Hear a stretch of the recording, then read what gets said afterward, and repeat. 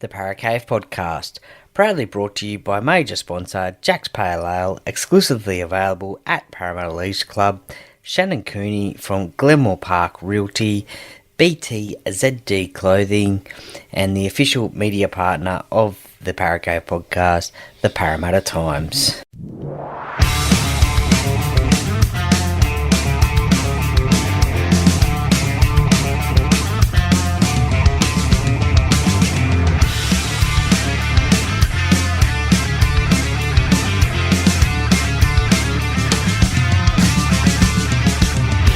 Welcome to another episode of the Paracave Podcast. And now over to your host, Troy Warner, broadcasting live from the world-famous Paracave.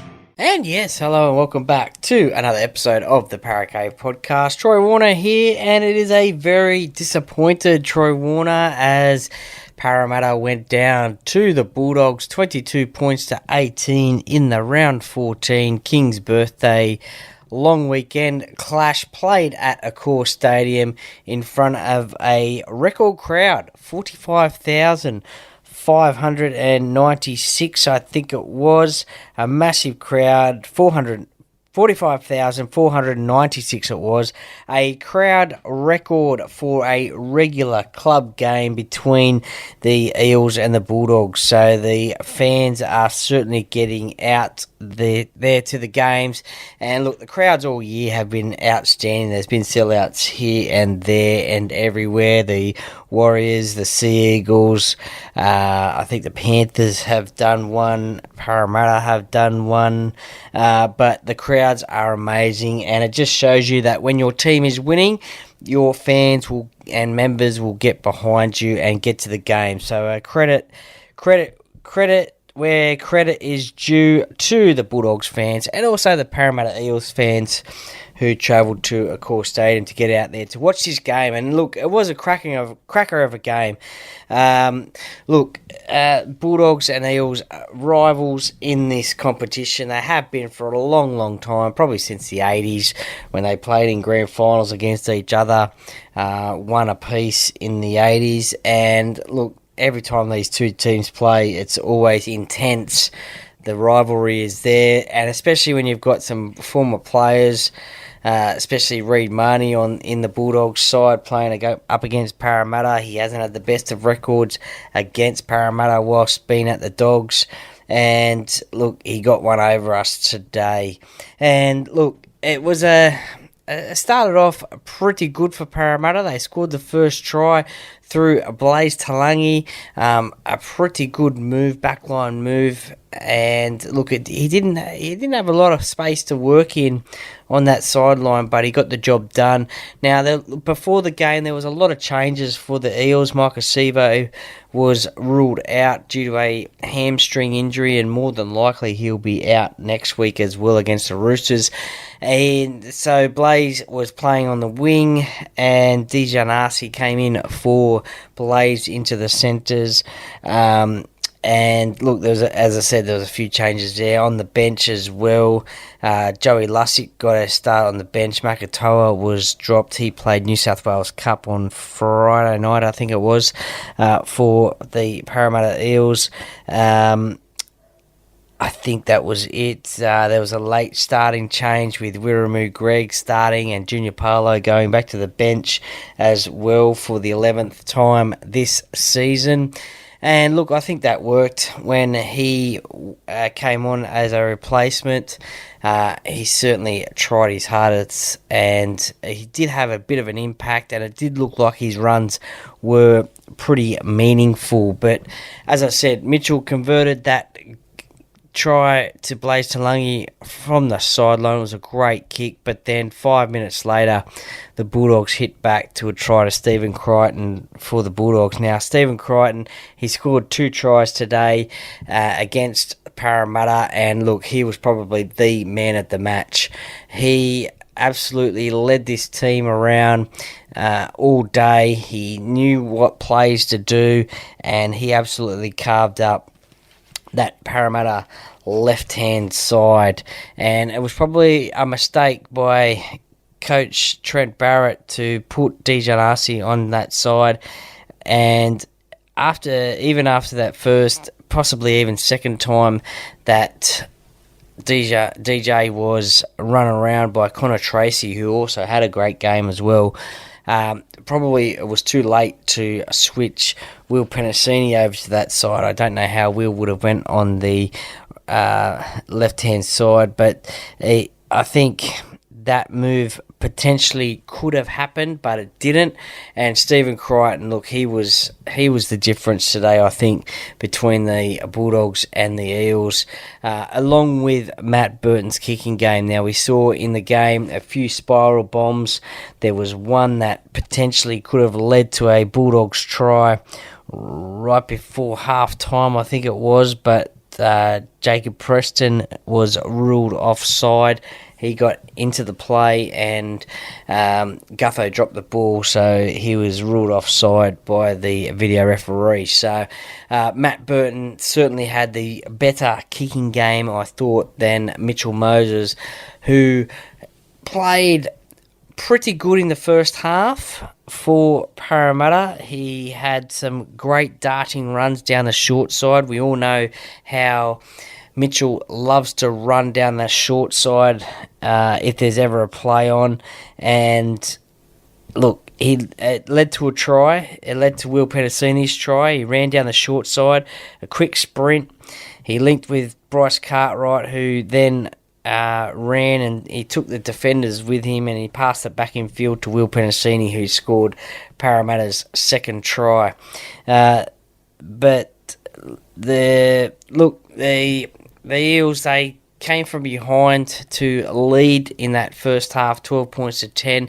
The Bulldogs got out to an early lead through an amazing try to Blake Wilson. Well, not an amazing try to him, but amazing part of play with Stephen Crichton and the flick pass. As I said, Stephen Crichton was causing damage down that side all afternoon, evening long. And this one, it was just basically he sucked in Sean Russell onto Stephen Crichton, and then he just flick pass. It was a great flick pass out to Blake Wilson, who ran over and scored. So Stephen Crichton and Blake Wilson were the only try scorers for the Bulldogs, and Matt Burton kicked 3 out of 4 for them as well. One amazing piece of play in that first half as well was a Parramatta Eels captain's challenge.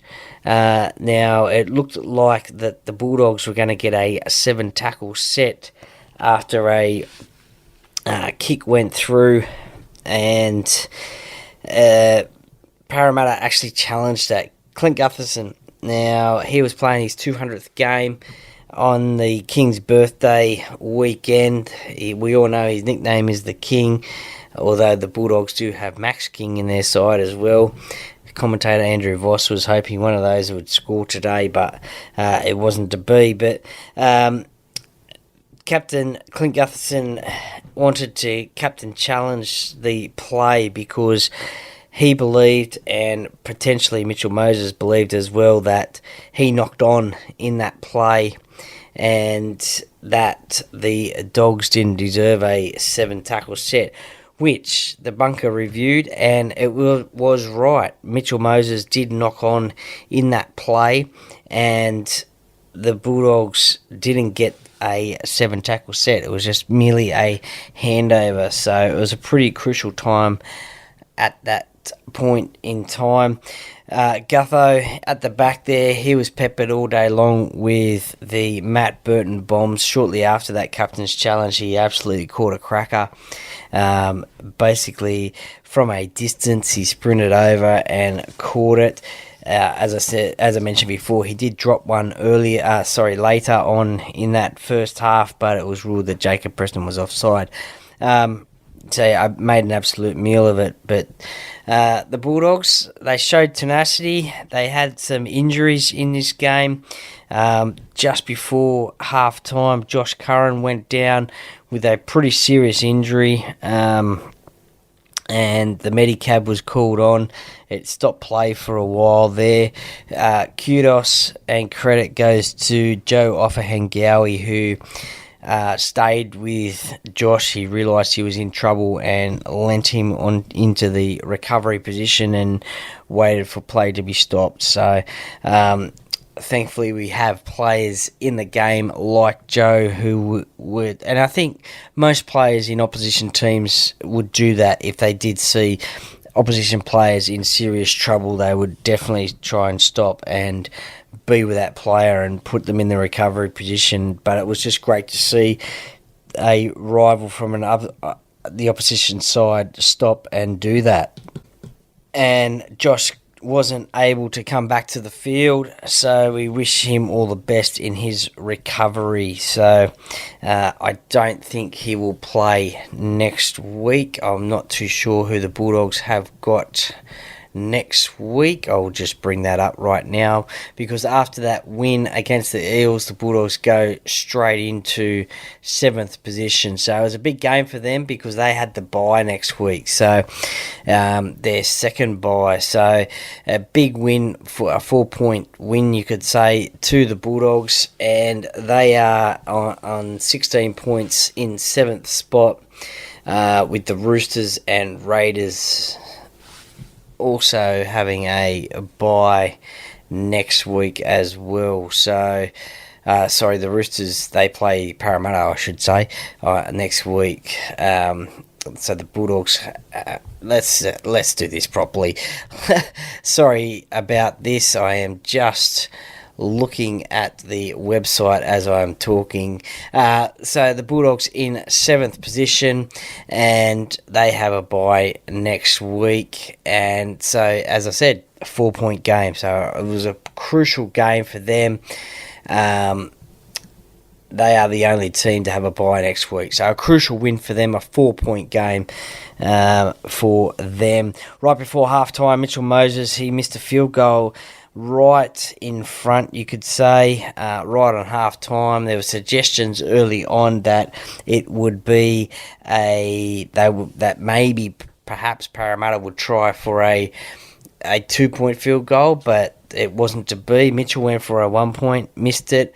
Parramatta led 12 points to 10 at half-time, and at that point it could still be anybody's game.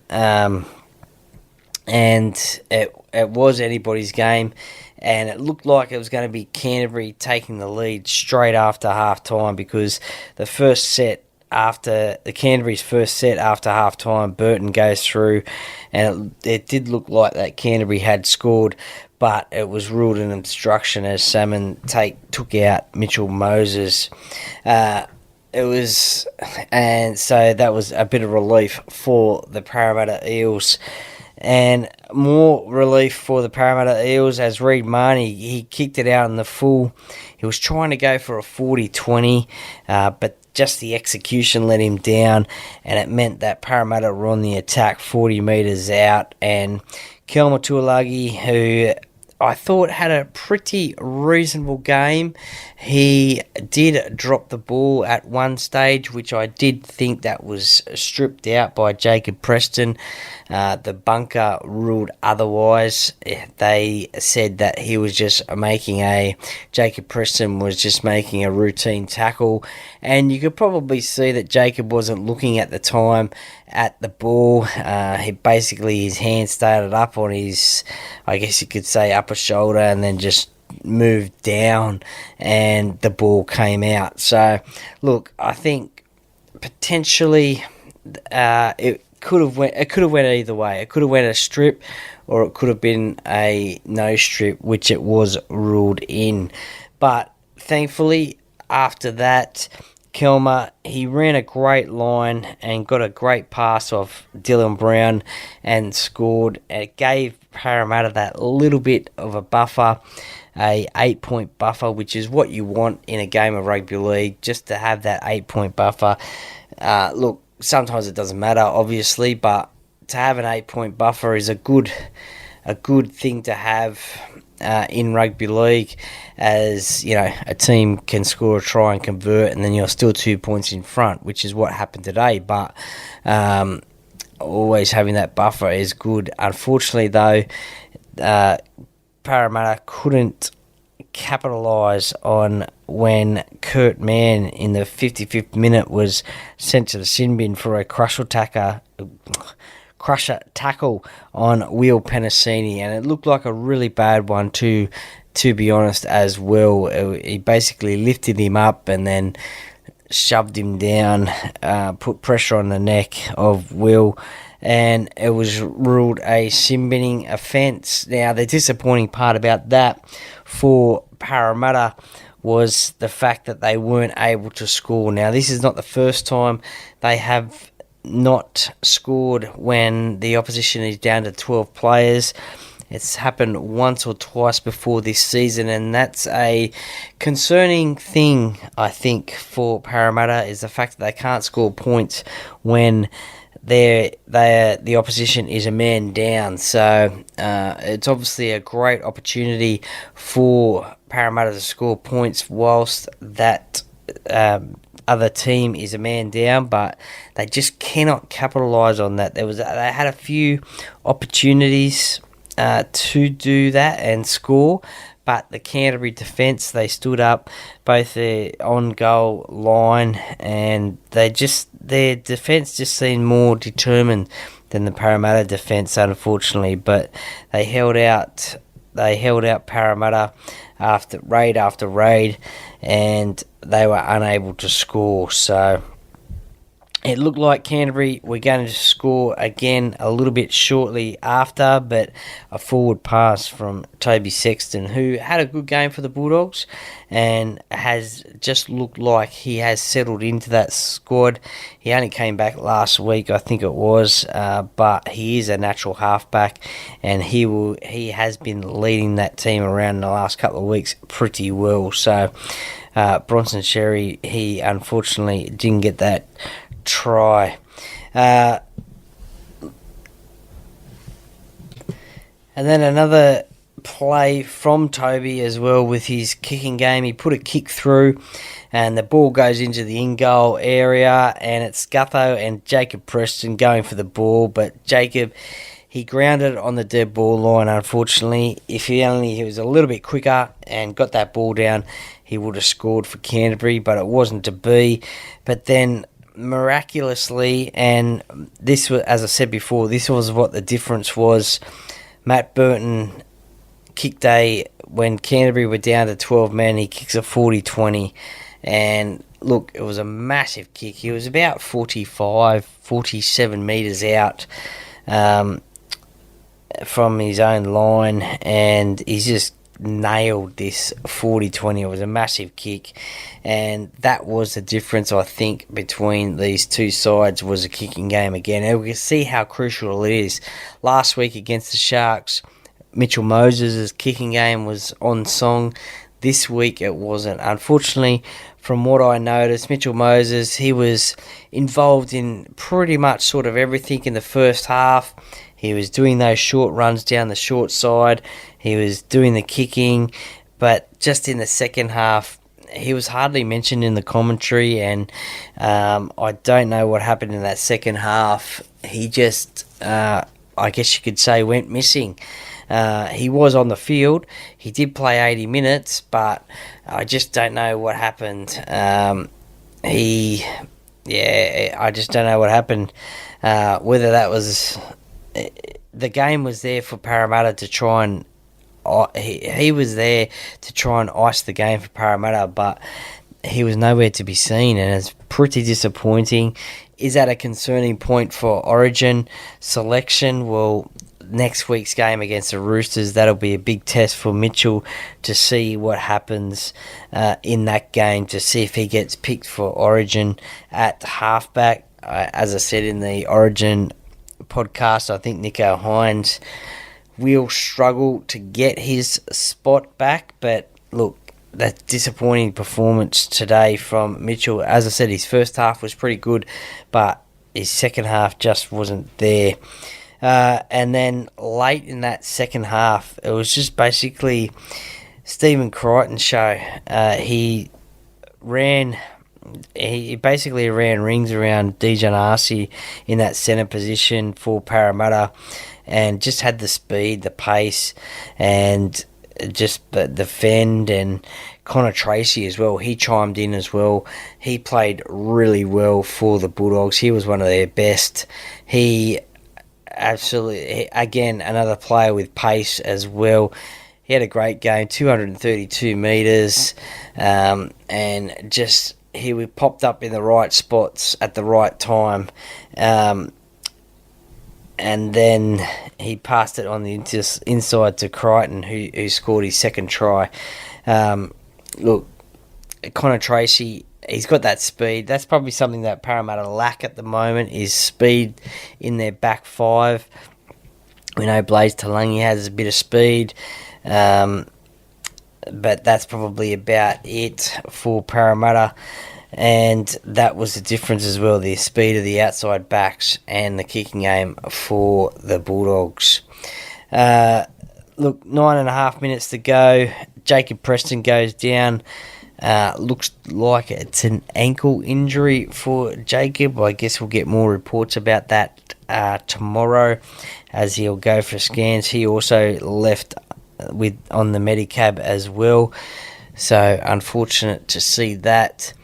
And the Bulldogs, well, look, they just, as I've kept on saying this season, and if you have been keeping up with the podcast each and every week, and especially with the tipping podcast, you will know that I have been saying that Canterbury are the most improved team in the NRL for season 2024, and it's showing at the moment as well. They've got two big stars out, Viliami Kikau and Josh Addo-Carr, due to injury, and they can still get wins. They put 32 points on the Newcastle Knights. They held them tryless last week, and now they've got a win over their arch rivals Parramatta, and then they go into the bye next week. So a good 3 weeks for them,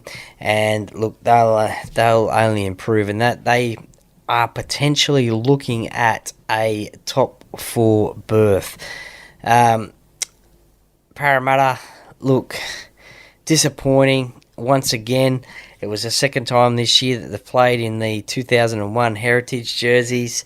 They lost to the Tigers in that one on Easter Monday. Perhaps they shouldn't play in that jersey on a holiday, on a public holiday, and especially on a Monday. Maybe try it on another day. But maybe that's just me thinking that's what's wrong with Parramatta. There's a bit of a curse there with that jersey. But look, for Parramatta, I think some of their better performers this game were Sean Lane. Now, he started off the bench and it looked like he was running with intent, and he probably had the best game that he has had for Parramatta this season. The most run meters for Parramatta, 178 of 16 runs. And look, there was a chance there of a dropped ball from Mitchell Moses where he potentially could have crashed over. Could that have been a turning point in the game? Yeah, definitely it could have been.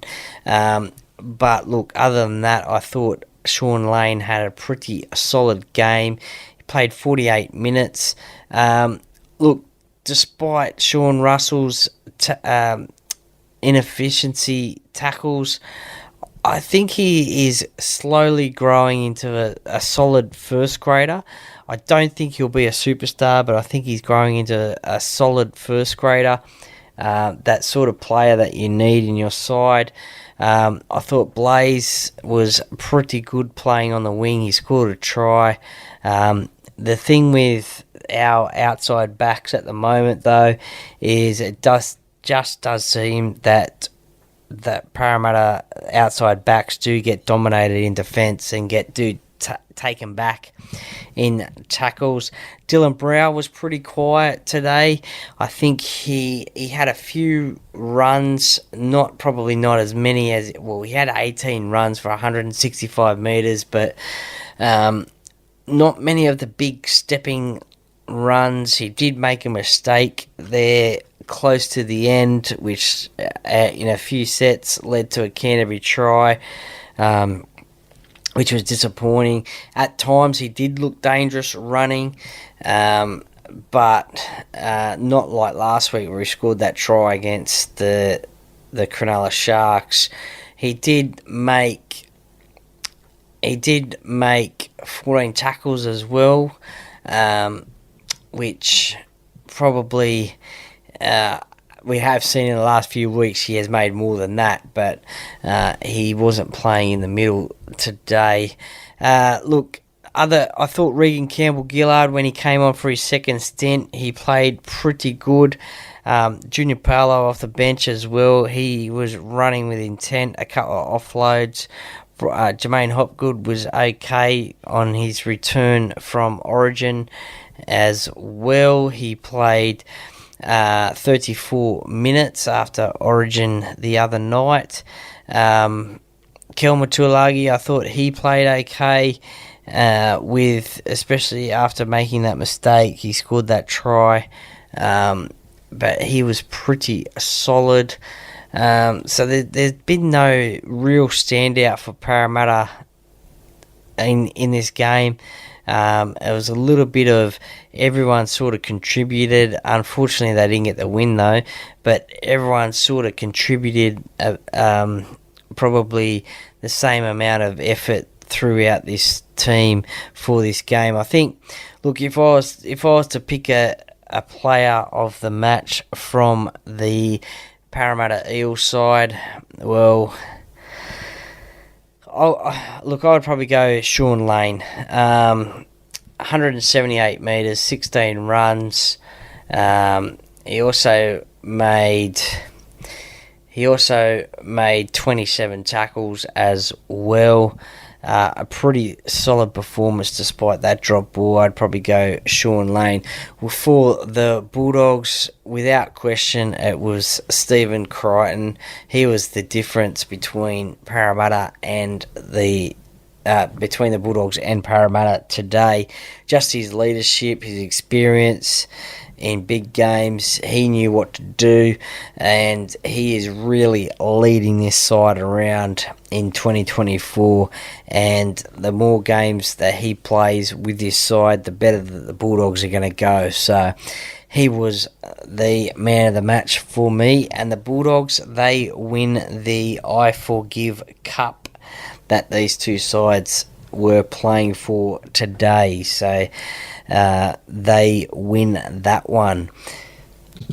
So congratulations to the Bulldogs. They deserve that win. They played harder, smarter, and as I have been saying, they are the most improved side for 2024 in this competition. They now sit in, as I said, 7th spot on the ladder.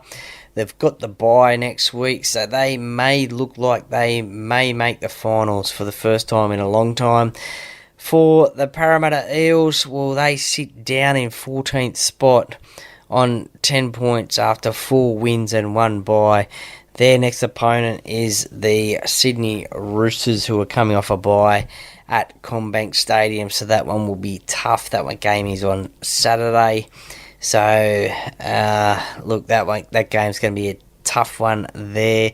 Teams to be announced tomorrow, so stay tuned for the tipping podcast. But they've got a very hard road ahead if they are going to make these semi-finals this season, which, if they don't, will be the second year in a row that they haven't made the semi-finals after making the grand final in 2022. And as a Parramatta fan and supporter and member of the club, it is very disappointing at the moment to see where this team is tracking, because with the names that they have in this team, I think they should be a lot higher on the ladder, but for some reason it is just not happening for the Parramatta Eels in 2024. Who knows what can happen from here, but it's going to be very, very difficult indeed. Hope you enjoyed that recap. Don't forget, you can catch the podcast on rugbyleague.com as well.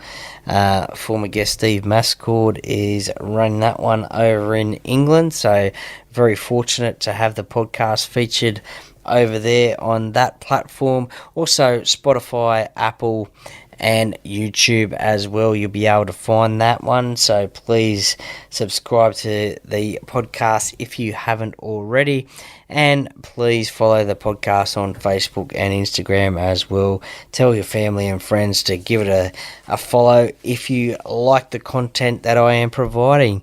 Coming up this week will be the tipping podcast, as I just mentioned, for round 15, a very special round in the NRL. It is Beanies for Brain Cancer round, so a very important round each and every year, and it just gets bigger and better each and every year as well. The beanie designs just get out of this world, so if you are in Australia, they are available from selected IGA stores, and they are available in Lowe's stores across Australia, or you can head to the Mark Hughes Foundation website if you wish to purchase them. I'm not 100% sure about overseas deliveries, but definitely in Australia they'll be able to get one out to you. So support the Mark Hughes Foundation in their quest to find a cure for brain cancer, raising a lot of money.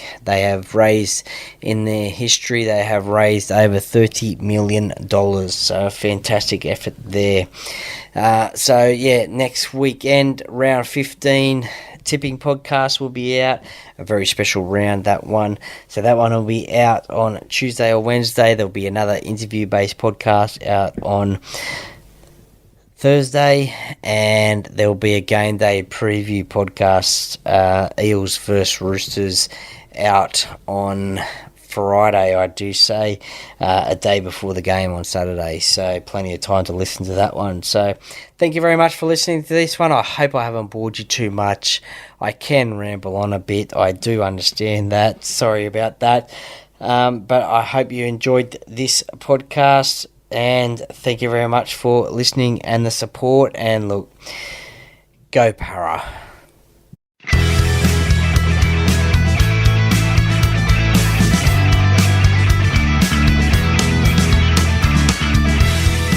Thank you for listening to another episode of the Para Cave Podcast. See you next time.